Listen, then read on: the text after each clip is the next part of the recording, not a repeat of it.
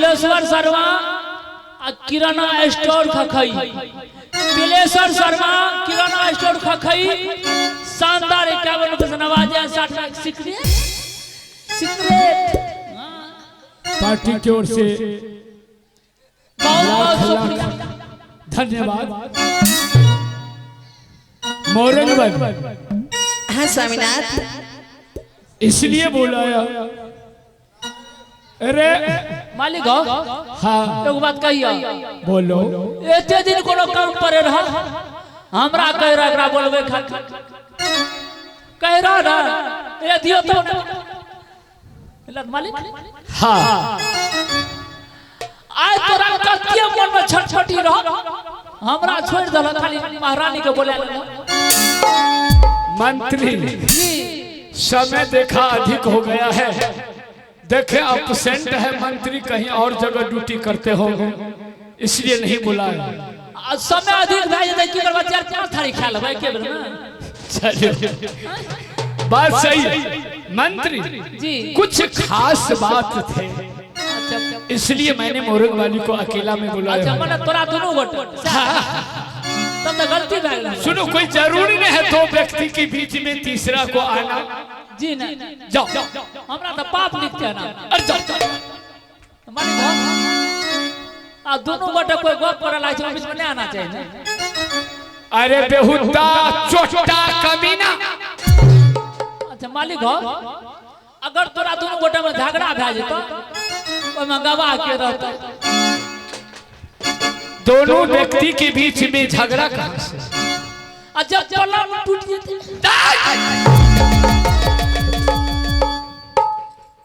जबान को कमा दो वरना जबान खींच के बाहर कर दो। अगर ये रुइस रहता कहियो तब बोलाऊंगा। तू शिकार खेल के आबै छ पूरा मस्ती में आबै छ आ तखनी के जब मंत्री इधर सुनो हम नहीं हो सुनो जी चलो चलते हैं हम लोग। ये बउआ अहाँ के कनियो शर्म नहीं लागैया कहियो ता एना में जे लोग सुनते त की कहते? दूध थोड़ी बनावे ओ गवा मन हम जाय जाओ ठीक है जाओ हाँ जाना। चलो मोरंग वाली हम लोग चलते हैं।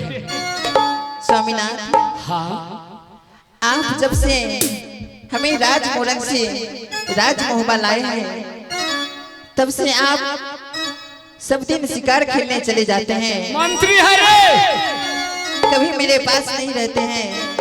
यहाँ अब फंसा है झगड़ा फड़िया। हमें कथिल फड़िए हमें कथिल फड़िए क्या कर रही है मोरंग वाली? ठीके न कहे छ तू जे छै कतो कतो चल जाय छै हमरा ई सब निकल बढ़िया पेड़ फुट्टा जेना मालिक तेना मंत्री ये नहीं कहे छ अपना मालिक से कि 2 दिन शिकार करने से घर में रहता। प्रिय मेरा काम है हाँ पतिदेव लड़ना झगड़ना, आज इसकी ला लूटना कल उसकी ला, इसलिए तो बड़े भाई कहा करते हैं कि रुदल लड़ना झगड़ना छोड़ दो। चलो ठीक है स्वामीनाथ चलिए। आज समक्ष परिवार एक जगह बैठकर खाना खाऊंगा आराम करूंगा। चलो क्यों नहीं स्वामीनाथ, मैं अपने हाथों से बना के खिलाऊंगी। चलो चलो चलो है मोहनी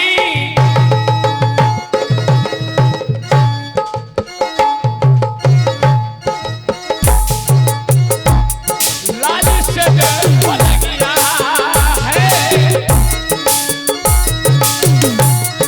लाल से बन गया भूलाया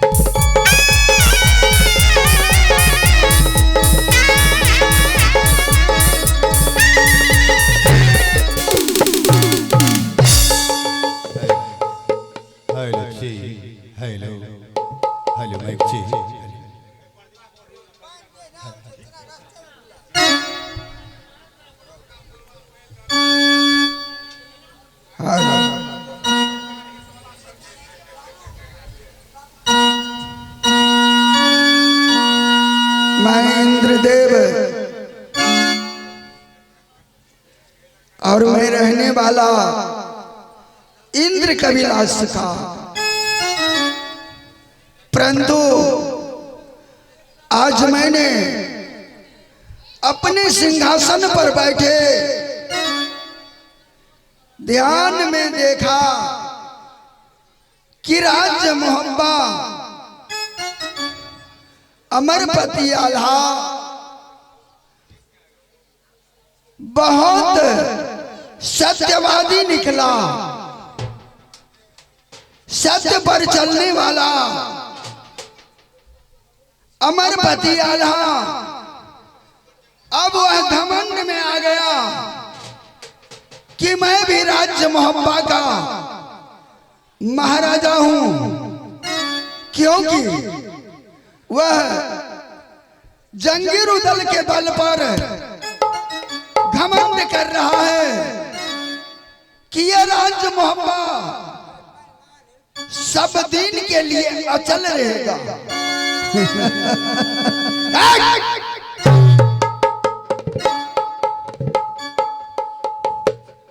इसलिए मैं इसी समय राज्य मोहब्बा चलता हूं, देखता हूं कि राज्य मोहब्बा का क्या हाल चाल है।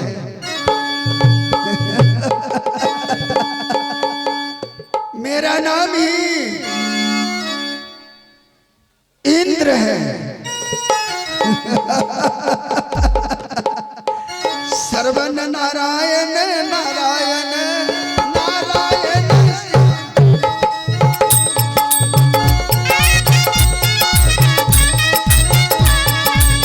नारायण हो नारायण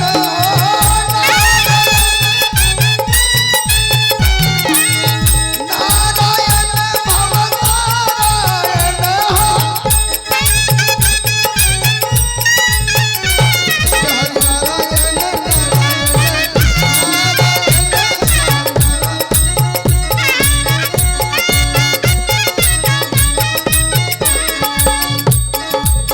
सरयुग तीर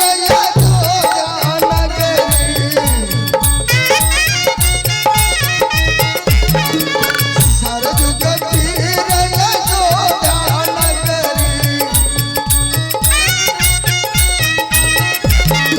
रामचंद्र अवतारायण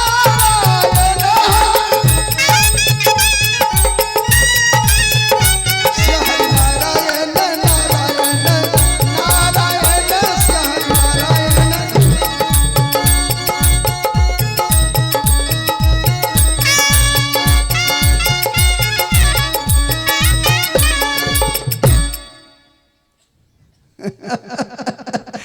कितना समय लगता है मुझे हेलो चेक, जाने में और आने में।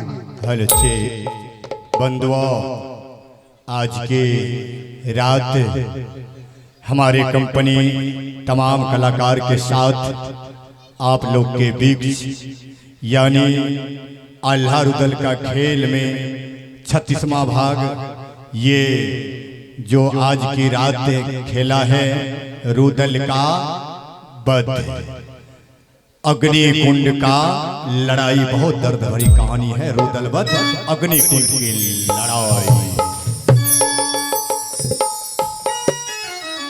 अब मैं राज्य मोहब्बा पहुंच गया, लेकिन किसी का पता नहीं देखता। ना जाने सब के सब राज्य मोहब्बा खाली करके निकल गया। इंतजार करता हूं। हे ईश्वर, एक सुबह मैं सिंहासन पर आराम कर रहा था, अचानक लग रहा है कि कोई दरबार में देव महात्मा आए हैं। मैं चल करके देखता हूँ स्वयं, ये तो भगवान इंद्र आज राज मोहब्बा में स्वयं पधार चुके हैं। मैं आज धन हो चुका हूँ। सबसे पहले मैं जा करके चरण में प्रणाम करूंगा। प्रणाम स्वीकार करे अमरपति आल्हा का भगवान।